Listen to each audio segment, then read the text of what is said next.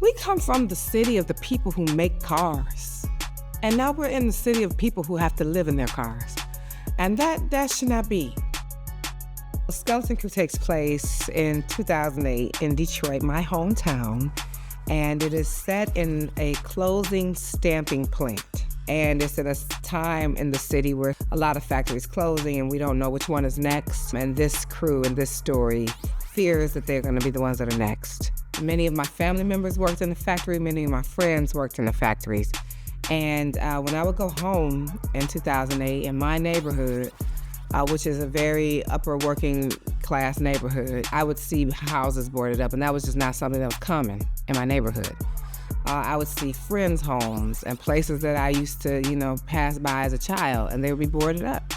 And then my aunt's home got caught up in that. It really hit very close to home, and Faye in particular is inspired by my aunt and an amalgamation of other folks in my life at that time. And I was just, I was distraught at how this happened to my city. You can tell me that a mistake happened for a couple of people. Maybe they, weren't managing their finances well, and so they lose their homes. But you can't tell me that about a whole city of people, not my people, the people that I know.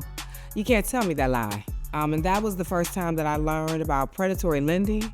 And that was also the first time that I learned about who truly makes up the city and the automotive industry.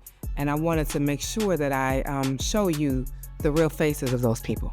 The resilience of these characters is the resilience of the city of Detroit. It's the resilience of my family. It's always weird to me when someone has walked away from the play or reading the play, and they feel like, it's like they're heartbroken and they're depressed about it, and I'm like, oh, no, we're not depressed.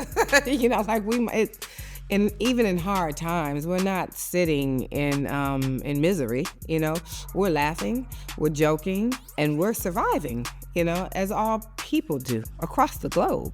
And that is what I want people to see when they see this play and not just be caught up with circumstance. At its heart, to me, Skeleton Crew isn't an American story. To me, it is a global story. This whole idea of automation, of folks losing jobs, that's a global issue.